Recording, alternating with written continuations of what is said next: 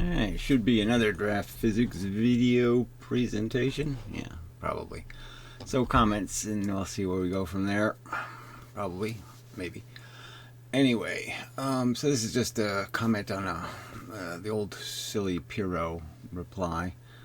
Just waste of time. But anyway, and then just another YouTuber. I just don't understand these people. You're an idiot. Why reply to a bot? Neither of the two accounts above there are bots. I mean, we're all robots, so that's kind of silly. But I just, people really shouldn't go correcting other people when they're correcting wrong. I mean, it's just really, it's kind of stuff that just shouldn't happen too often. Mostly. I mean, obviously I do the same thing. I make the same mistakes, but some people just make them too often. I would say that about this person. This is just another YouTuber. The reason why it's just another YouTuber 3 is because he probably got punished. 1 and 2 got canceled as accounts because of rude behavior. Likely. Anyway. Idiot for more than one reason. Okay, and somebody said ether. I don't know. That doesn't help much. But anyway, so I had this conversation with Baldy Katz, which is nice. At least he's interacting a little, so he's, makes some accusations, blah, blah, blah. I point out, you're really, I'm asserting that these people just dismiss other people. They don't really address real issues, and they certainly don't take on, they have no obligation to survive the kind of interrogation they wish to impose on others. So others make mistakes, they point out their mistakes, they go to all this trouble to point out how they're idiots, but they really don't allow anybody else to do that to them. Which is, hypocrisy, from my point of view, clearly. And so, he attempts that, and I obviously get the upper hand, as things should be. I'm winning. Then we get into this argument about the resonance argument. So I thought it was worth, it's just about impossible to do this stuff in a text comment, to explain concepts. So, and clearly, in some of my videos, I sometimes say it a way that could have been said a lot better. So, I'll attempt to say it better, explain it better. So the idea is the photoelectric effect is this idea that if we put a certain wavelength of light in, nothing happens. But if you put the smaller wavelength, the higher frequency, right? So it has two aspects to it. First, the polarization is narrower. So whatever energy there is, it's going to hit smaller spaces. Big space gets hit by big polarization, little space gets hit by little polarization. Sort of understandable. And then you have this idea of this quanta. The quanta being, how many of these nodes of wave pass a given point in a given amount of time. That would be your quanta, is your amount. Okay. And so obviously a higher frequency, there's more amount in a smaller unit of time. If you think of these as quanta, as these are all equal, and all you're doing is sending an equal amount at different frequencies. So you're firing the gun fast or firing the gun slow. So the thing with the photoelectric effect is below a certain level of frequency, nothing happens. Above, something happens. Okay, the electron shoots off at the required amount of velocity. And so I'm making the simple argument that this is just a simple tipping point type situation. Now, how exactly you explain that in the context of resonant frequencies and all of that stuff. So I use the word resonant frequency to sort of imply, that you have this swinging motion. Something is swinging. Now you can also use it in terms of, as I have pointed out, as a trampoline kind of argument. You want to add energy to a trampoline. So, just think of this as going sideways. You're putting energy into some sort of flexible surface. And the idea would be, is that this thing wants to bounce back. So if you hit it with a piece of energy and you give it time to bounce back, it bounces back to some other location before you add another piece of energy. Then the highest you can go is, say, here, right? But if you add the energy, that is, if I hit it with bullets fast enough, it doesn't have any time to rebound in any significant manner. So I hit it with the first piece of energy and push it this far, and then before it can rebound, I hit it with another piece of energy, then I can get it to go much further out. Now, how you explain that in terms of resonance, it has sort of to do with the harmonics and all this other stuff, but it's just basically saying that any energy added above the first harmonic, that is the tension of the system, how fast the system can rebound. Okay, so it's a system of tension. You go this way, it will push you back this way. You go this way, it pushes you back this way. So it's a tension argument, and you can just think of it as a pendulum. It does the same thing. Gravity is the tension. Gravity pushes it back down. And so in a way you could think of it as another way of thinking about it is that the system has a catch to it. You know, that you can hit it with energy, but once it swings up to a certain point, you can't add any energy because it's not there to hit. And you have to wait for it to come back so you can hit it again, you know, into the swing motion. And so if you had a system like that, like the energy's coming in here, but as the thing swings, you can't hit it when it's here, and you can't hit it when it's here, but you can only hit it here. I mean, that's a kind of resonance. It's a kind of symmetry built into the system. So you can only add energy when it's in this location. Well, then the obvious point would be, if I'm adding the energy and I'm taking too long to add it, you could see if I'm pushing this thing, but I'm pushing it kind of, not very fast. I'm adding my energy not fast. You could sort of see that it rolls up. I can't hit it anymore, but I'm still got energy, so I'm wasting my energy. So I push it when it's not there. But if I hit it with energy quickly, okay, if I apply my energy quickly, then it'll stay in this range where I can hit it, okay, for the whole impact of my energy. So I can make it go much further, and I'll be adding more energy to it instead of energy to nothing. So there's lots of ways you can describe the system and its tension. But the system can be understood, okay, to have these kinds of consistencies or patterns that you would call its resident pattern, its resident capacity to have stuff added to it. So resonance just means that there's frequencies that are more likely to constructively add energy, and frequencies that are unlikely to constructively add energy. So the simple argument for the electron coming off the surface is the electron's in a tension. If you hit it with a piece of energy, okay, that's fine, but if it's allowed to move back to its location before you hit it with another quanta of energy, that you won't be able to add as much energy to its direction, its motion. But if you hit it before it moves all the way back, then you can add more energy to it. And if you hit it at its very fast, it's really likely you're going to add more energy to it.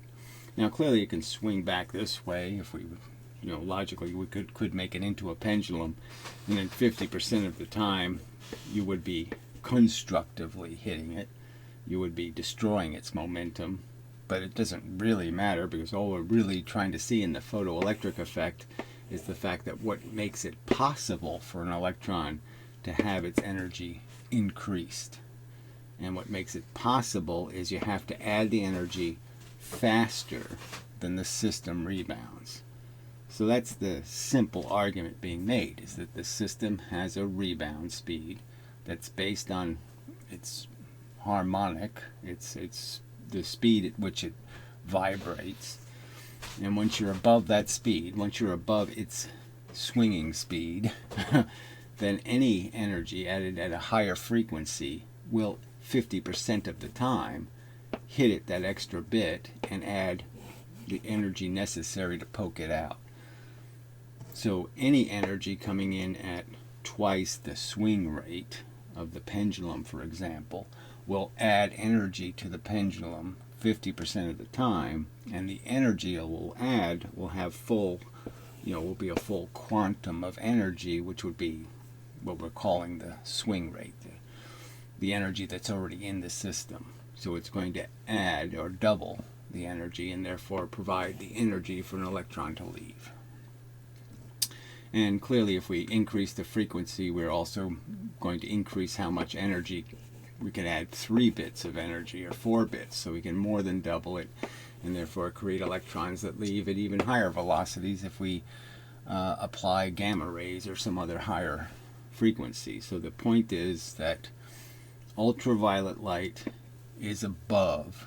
That's the line. So you could argue that this tells you something intuitively about what electrons are, and that their tension, how much tension they're in their connection to the proton, that the electron's tension, that is its will to stay connected to this electron, that tension is anything over ultraviolet light, that frequency, so that whatever, that 300 nanometer kind of number, anything below that hits an electron before the electron can move back. So the electron its speed is limited, or the distance it moves is limited to this 300 nanometer number. So you could argue that its full swing rate could be 300, so it would be 150 on either side or some other kind of crap. But the point is that anything above that movement rate of the electron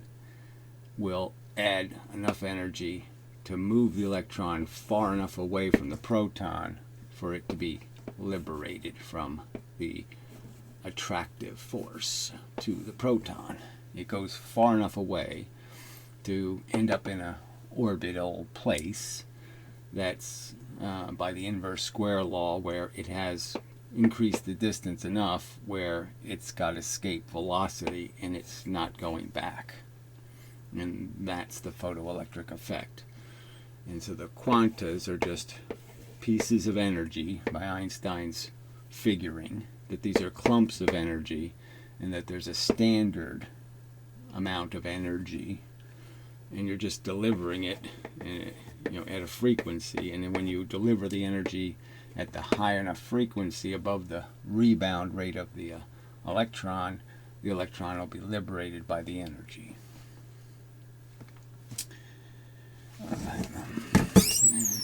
I would think that would be clear enough. So we'll see. See if there's any further interaction. Blah, blah, blah, blah, blah, blah. I mean, I have asked him, how about a video exchange? I ask you 10 questions, even 5.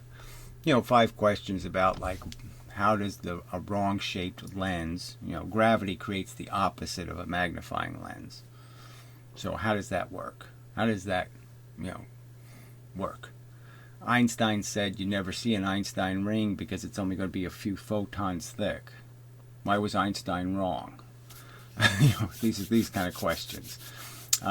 Beam splitters, especially a beam splitter made out of a half-silvered mirror. Do you have any philosophical or theoretical grounding in stating that they would be 2 equal beams that beam splitter creates? How can they possibly be equal when one beam is diverging through the whole path of the interferometer? It's getting wider and wider and wider, and the other beam isn't, because of diffraction that takes place with the beam that goes through the holes between the silver. These kind of questions, just maybe 5 of them, and he can answer them and show that his physics does work. We could ask him how a magnet works. Yeah, right, like they have some clue. Anyway, we'll see if anything happens. Alright, so hey Gary, good video always. I have a couple of questions. I'd like to get your opinion. Oh dear. Probably not going to be good. If black holes are made up of dense material, well, they obviously would be something like a neutron star. So the principle would be, it's not an invalid principle, some of it. Obviously, the singularity thing is silly. I think the idea that you could put electrons and protons infinitely close to each other is, in my opinion, silly. But yes, the idea would be is that the hydrogen atom is a proton and an electron, and it's got a lot of space in it. Okay, the atom's big, so it's not very dense, and that's why it floats. Okay, it goes up. But a neutron, which is technically exactly the same thing, okay, it really doesn't contain any neutrino crap. That they just made up that stuff. But, you know, a neutron is essentially a proton and an electron that somehow are able to be really close to each other. Now, another one of these things that people never really talk about much is they have this standard, you have something called molecular hydrogen or, atomic hydrogen and whatever, but, sometimes these things only really exist in pairs. That is, the only way they can stay in their condition is to actually be tied to something else. Like, so hydrogen sometimes likes to be in the form of hydrogen 2.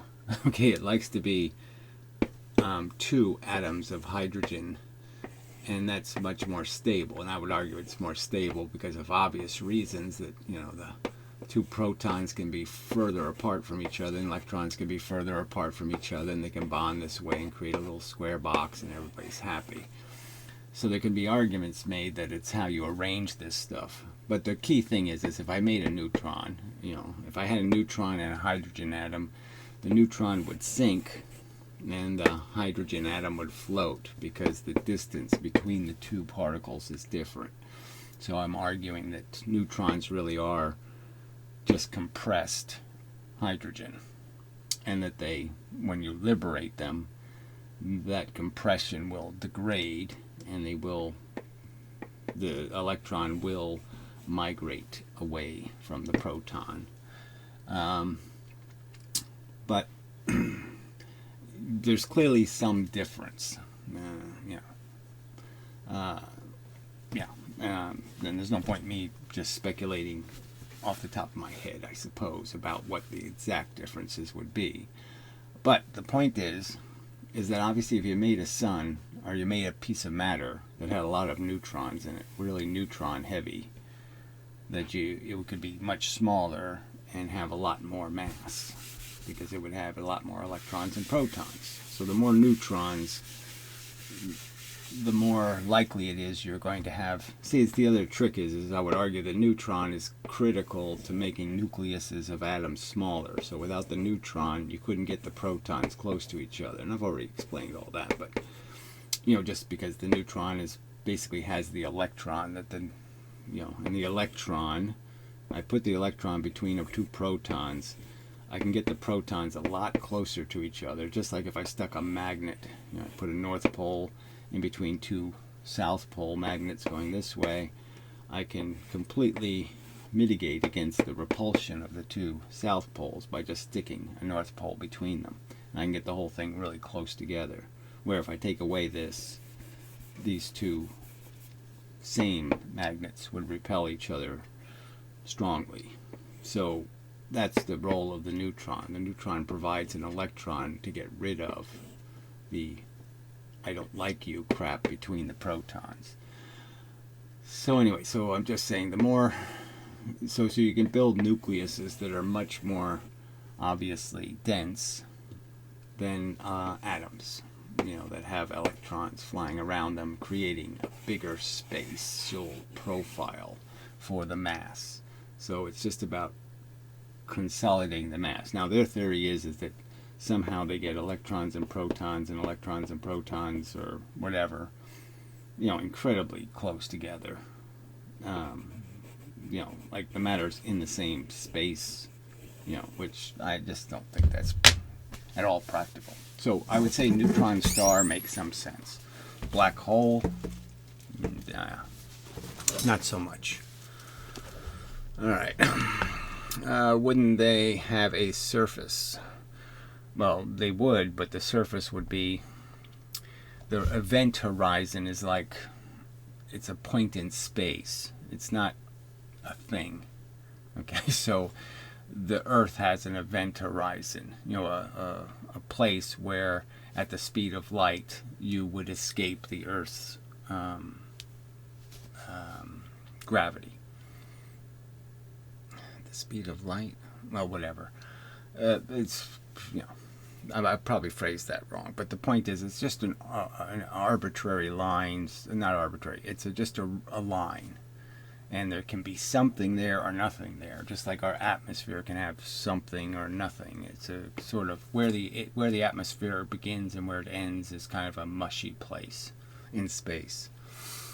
Anyway, like the sun that hasn't ignited. Right, so the event horizon of the sun would be some place much further away from the sun. It's not the... So the surface, when they say the surface of a black hole, they're saying, where's the part that's relevant? Well, where's the part of the sun that's relevant? Well, yeah, it's some line, whatever distance from the sun where you satisfy this escape velocity thing.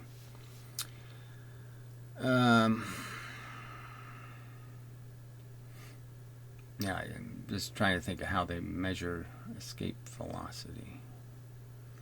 Well, anyway, doesn't matter. They are always described as a whole funneling down to a singularity. Well, yes, their description is based on their assumption that gravity is a magical force. All right, that's some kind of bent spacey thing. So they don't have to have anything real. So even though Leonard Susskind teaches gravity as a anti-divergence, that is a fluid that goes down a drain essentially. So there's a drain and an infinite supply of fluid, and the fluid moves stuff towards the drain. I mean, that's how they describe it. Now obviously the drain size couldn't be infinite, right? So obviously they have to make it a sucker, like a vacuum cleaner, and then they create a vacuum cleaner and say, I can make it vacuum, and there's no limit to the vacuum. I never create a complete vacuum. The supply will always increase no matter how much I pull in. There's always more that can come out. And so they have this, because it's a mathematical model, the model doesn't have any physical restraints on it. So it, even though their model doesn't, even when they do draw it, it doesn't have any physical reality. I mean, it doesn't make any physical sense. I mean, bent spaces are, it's not even a three-dimensional model. So yeah, there's the flaw. They don't have a model of understanding where pressure comes from in the universe, so they think there's an infinite supply of it. They think there's literally an infinite supply of stuff to go down an infinitely sucking drain. And I would just say, logically, we can all understand that that's just an assumption they made. It's because they didn't really have to draw it. They didn't have to make it make sense. And because they didn't have any constraint that they put their model under, it ended up with this stupid infinity right here in the middle. This we can just make it as dense as we want to, and we can make it as into some sort of singularity where it's an infinity. And I'm just saying, I think we can I think they should be obliged to explain why there's any reason to suspend what would be a limitation of logical intuition, that there's really no reason to create an infinity. Infinities are dangerous, they're ugly. Why would I go there? Why would I have the expectation that the universe produces an infinite amount of energy or force? So why would any force come in an infinite amount? Because we know all the things around us don't have infinities. So it's just, it's a good question. I mean, why believe something for which you have no evidence, really, when it violates something so fundamental in terms of creating an infinity problem? Why bother going there when you can sort of understand the universe? You can understand that first, push is so much more rational than pull, and that the energy has to be coming from the outside in. And yes, the universe is only so bright. There's only so much. If we could see all the other quanta in the universe moving, if it wasn't all invisible, it would be very bright in the universe. But it would only be so bright. It's only like this much light, and that's all there is. So you can't create infinities.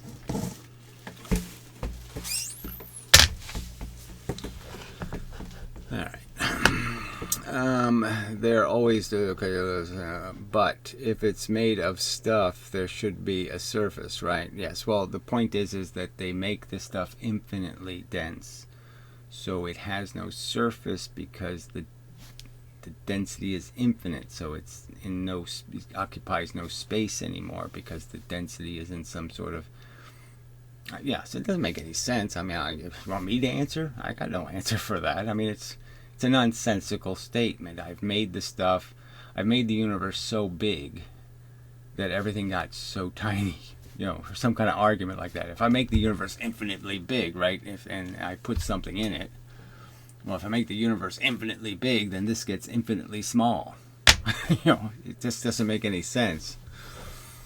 All right. Einstein's illustration of bent space-time, which looks like a ball on a trampoline. See, I don't really know if that's actually Einstein. So, I mean, I don't know if that's actually how Einstein described it. I think that's how it was interpreted.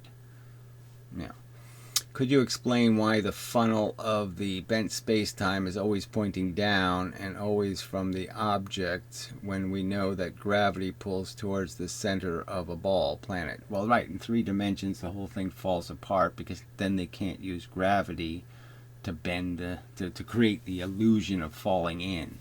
So then they have to just use their geodesic language, right? So what they'll say is that there's a gradient, okay, and so there's this idea of a hill, but the hill doesn't really exist. What you're really falling into, okay, is the fact that the bent line itself is pushing you this way, and the bent line pushes you, and the bent line pushes you. So they're kind of just arguing, that you fall down the well. I can put the well in any direction because the idea is you're not falling down the well, you're falling down the curves, these little smaller and smaller spirals. The smaller and smaller spirals are pulling you, or something. But yes, it's just, my brain doesn't like it, so that's all I can say. That just sounds like convenient rubbish. It's like I could bend a piece of paper and you just say, well, the thing has to stick to the paper. Oh, it has to. It knows how to do that. Oh, okay. Am I missing something here? Cheers. Yeah, you're not missing anything. I mean, it's their theory just doesn't make any sense to me. All right, so so I'm going to block this, just another YouTuber, because he is just useless tripe. He's just a troll. You are the stupid. He forgot what your physics channel. So I mean, it's not even written in some kind of it's comprehensible form. So goodbye. Thank you very much. That's sarcasm, by the way. To write, spelled the wrong way. Okay, well, the truth is I can't see worth shit. And, sorry. Yeah, okay, you did use the right. Okay, you're going to use words like that on my comment section. How dare you? So, yeah, okay. Anyway, laughing my fucking ass off. Gary, you are too funny. Well, whatever. I'm adequately funny. Dr. Grog Center. Yeah, well, I don't know what the fuck it said. I mean, not only can I not read it, but the name didn't look comprehensible to me. So I was, I think I was LOLing also. Anyway, fairies wear boots, and ya gotta believe me. Space is a word. No, it isn't. Nothing, no words are just words. Show me the word that's just a word, that doesn't mean anything at all. I mean, one that's recognized by people, right? That, even supercalifragilisticexpialidocious is recognized to be a concept. Gibberish. So it's just, and obviously the word space isn't just a word. It's obviously a word that for maybe hundreds of years meant a specific thing, like nothing, the space around, the not relevant bit, the not doing anything bit. And then they turned space into space tells it what to do. And, no, you can't do that. All right. Everything is the same size and the same distance away. Well, whatever the fuck that means, I can't make any sense out of that. That's just too stupid. All right, I Googled Brian Greene propagandist. Well, that's interesting. Yes, they're all propagandists, but good. After hearing an Intelligence Squared podcast where he's selling his book that seems designed to help people, especially the very wealthy, adopt a more nihilistic perspective.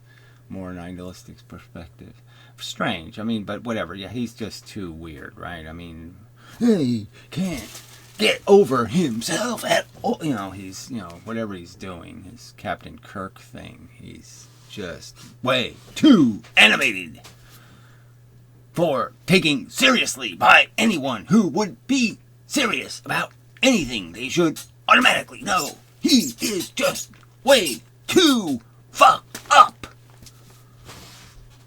All right, anyway, during a pandemic, well, yes, I mean, what does he care, right?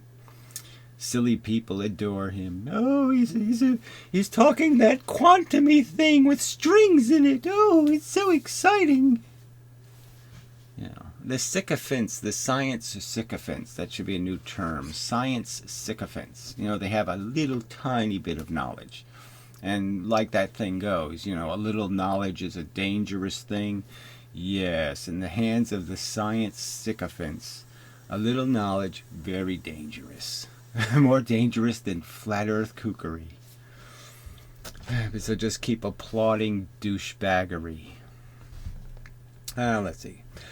Legacy doesn't matter because entropy, and that's beautiful. So that makes a lot of sense. I mean, legacy doesn't matter because it doesn't matter if you own slaves for a few thousand years because, the universe is billions and billions of years old, so who cares? I mean, yes, everything is going to be shit in the end. It doesn't mean that all the shitting that took place before the shit end doesn't matter. I mean, it's just too stupid. Because people die, they never lived. Do you think it works that way? Like, they never had to go through the whole living process and the dying process? They never had to do any of that stuff? It never happened because they're dead? I mean, come on. Well, obviously he's, But yeah, who's stupid enough to buy that kind of rubbish?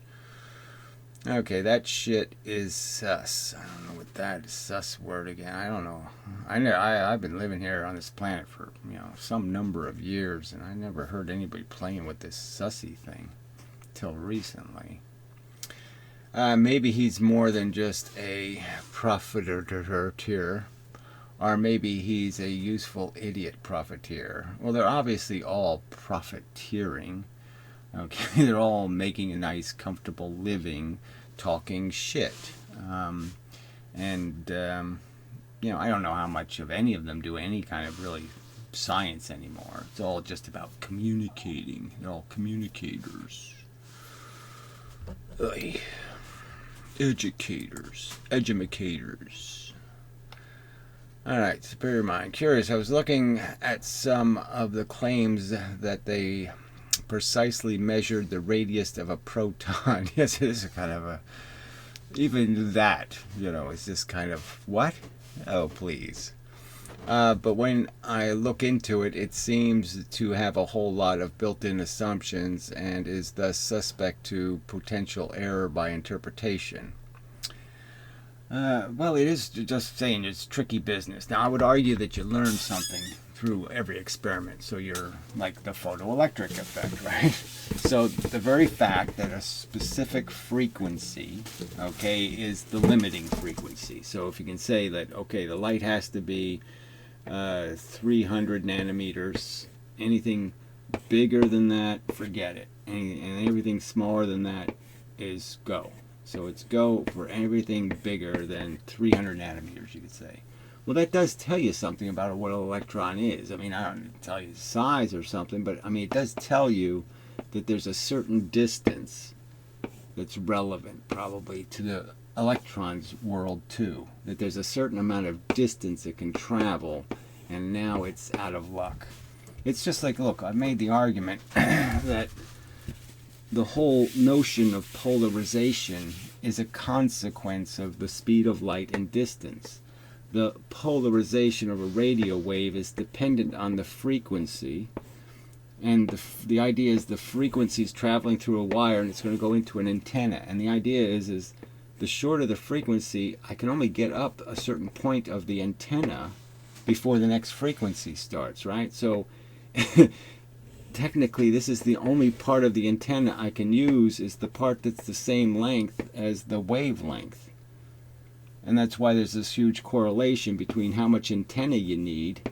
Okay, the higher the frequency, the less antenna you need, or that is even useful, to be able to radiate the signal. So, you know, microwaves only need these 3 or 4 centimeters worth of antenna, you know, to send out their signal. They don't need because it doesn't do them any good. The long antenna doesn't increase the ability to use the antenna because the frequency can't get up this far at the speed of light.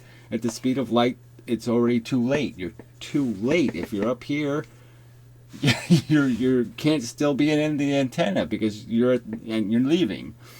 You know, you have to leave before that. So you can't have an antenna longer, and then light would be this little nanometer thing. So you're saying this is getting down to the structure of a few thousand atoms, right? So 2,000 atoms or so, you know, when you're talking about the polarization of light. So you're talking about a very small surface that's essentially the antenna, okay, for the light. It's the only place you can produce the light. Light can only travel this tiny distance at the speed of light in that amount of time, in that amount of distance. At the speed of light, this is all the distance you can create. So your frequency can't involve any more atoms. It can only involve these 2,000 to produce your photon. And so your photon comes out of, you know, in the quanta, comes out of that small area. And the smaller I make the area, the higher the frequency, the more narrow, the narrower, the more precise the light gets, and the more, you know, you want to make a real laser beam, you make it out of cosmic rays, right? I mean, you make it out of, you know, high frequency gamma radiation, because that's the one that's going to be really straight.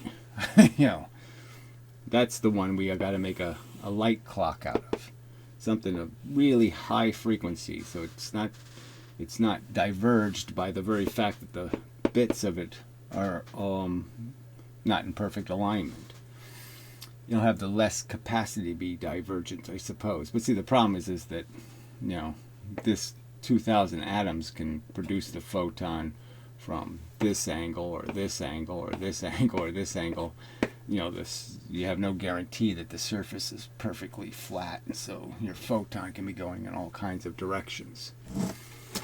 Well, anyway, so yeah, they can deduce some things from other things, but you know, what kind of precision there can be in those deductions, that's the tricky part. One example, they say the radius of the distance where the charge density drops below the energy threshold. Well, see, that's the tricky part. You know, they think charges change and blah, blah, blah, blah, blah. But, I mean, obviously, it's how close you put something together, you know, it's how much shadow you're going to make. So, in a way, you could measure how much light this is producing by, you know, bringing something in contact with it. And if I bring something that's the same size, I block all the light. Right, and I get a little way away, some of the light can get out, and a little further away, more light, more light, more light, more light. So those are indirect ways of measuring. Alright, drops below an energy threshold. I did not yet find out what that threshold is or why it was chosen. I noticed other examples that made me think it seems a bit like a fish story. I don't know if it's a complete... Yeah, well, it's sort of like a fish story in the sense that they way exaggerate their margins of error. So those are always essentially just made up. I mean, substantially made up. I mean, margins of error aren't explicitly, they don't do the experiment to find out the margin of error. They predict it ahead of time, and those predictions can be way off. All right, occurring, i.e. force interaction. Okay, thing is, even with really good results, I suspect we could really only know about effects that are occurring, i.e. force interactions. I don't see how that translates into knowledge of a radius. Well, I'm just saying you can deduce some things, but yes, only to a certain extent. And I think they way exaggerate how their resolution. Just as they can't get something simple right, like the Heisenberg principle. I mean, it's glaringly obvious that we can't see photons.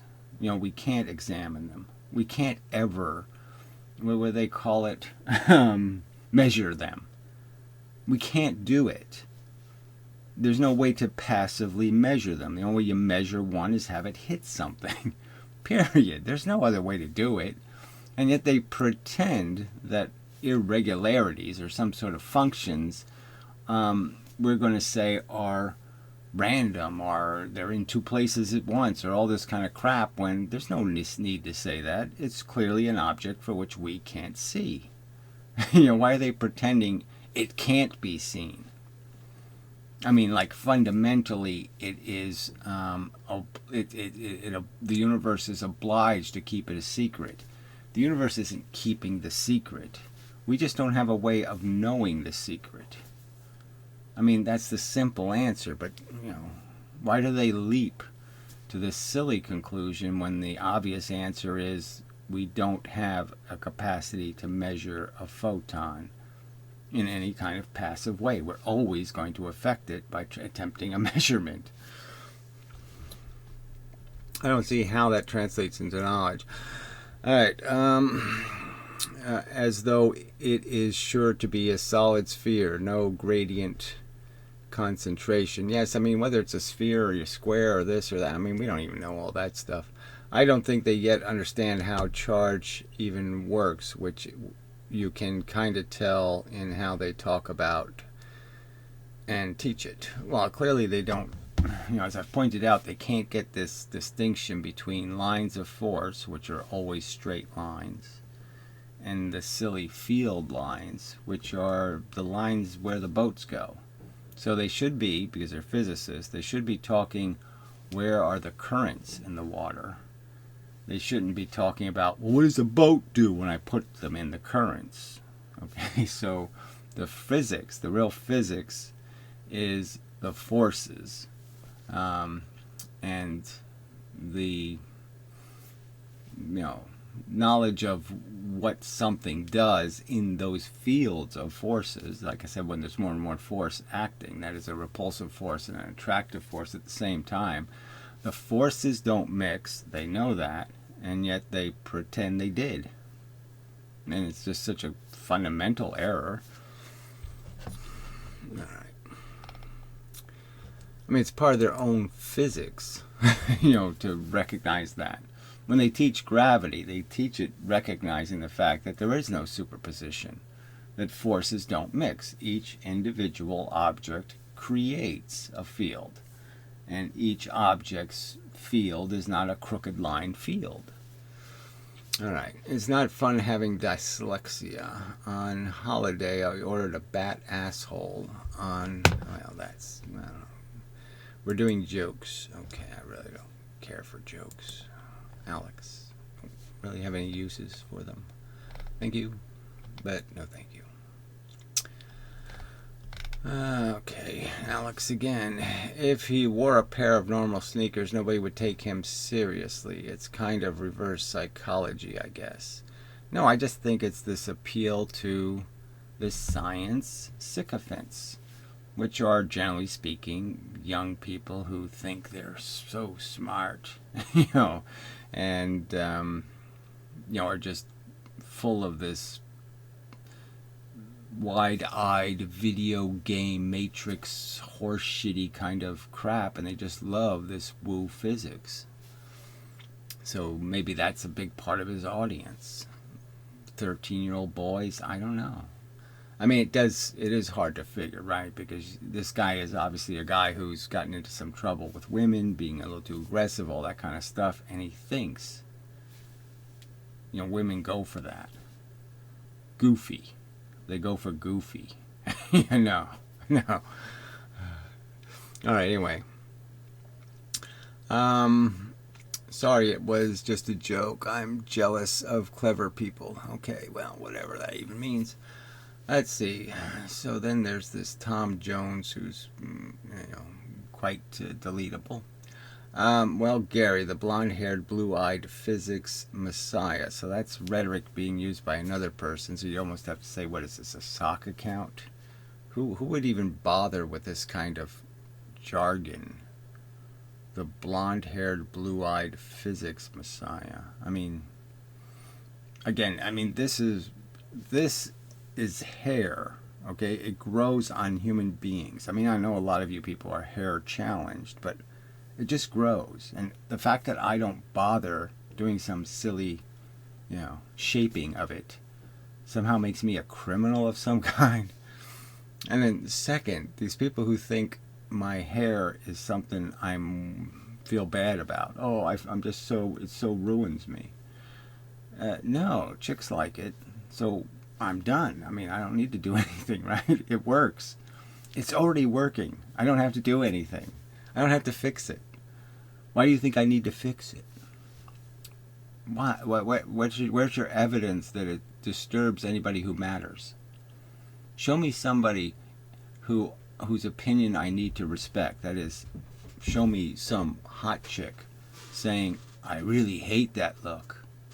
Then you might be able to make some kind of argument. But until you do that, it's not really working for you. And the blue-eyed thing too, I'm just saying, this has got such a smell of some sort of Aryan thing and all the rest of that crap. I mean, what is your problem? Anyway, it's just bizarre. Where's clown hair? So again, yes, it's the hair nature gave us, and I don't really see a point in me playing around with it. It's not like a foreskin or something, right? It's not like something stupid, a remnant of, when we were lizards. It just has no practical function. It's kind of a benign thing. I'm not going to get a yeast infection in my hair. People are just so silly. Let's see. Except complete morons like you. Okay. Where's clown hair? And nobody takes him seriously except complete morons like you. So he's talking to Alex. So you're just saying, what kind of retard is this? So anyway, I got rid of that. What's wrong with his hair? He could have been a rock god, and people are jealous. Well, that's what it seems to come down to. It's sad but true. People are just about what's in it for me, and try to knock down the guy who's better than you, and all that kind of shit. And that's all they live for.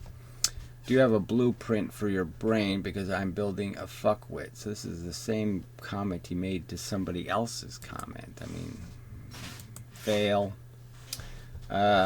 You can have my DNA in a piece of saliva if you wish. Well, I'd give him something a little juicier than that even. But anyway, enough of that. People are just, I make arguments about how humans are shit and the whole planet needs to be blown up and the universe would be a better place. And there's people who argue, oh, that's a terrible opinion. But I'm just saying the evidence is so overwhelming. just go to any comment section, just read the tripe and the mush and say there's something about these beings that needs to be in the universe. I mean, they're pathetic. All right. Alicia, is that what I don't know. Shepherd. It's an E, Alecia. Yeah, that's probably right.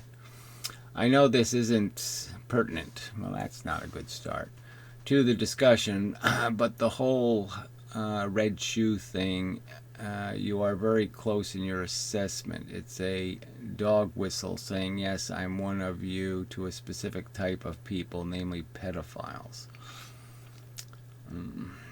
Well, I mean, maybe there's some sort of, I don't know. I never heard that theory before. I would think most pedophiles would want to do something like less obvious.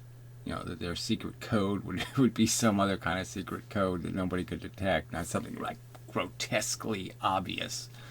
Like, you know, wearing a sign that says I'm a pedophile. I mean, you know, the red shoe thing would be like,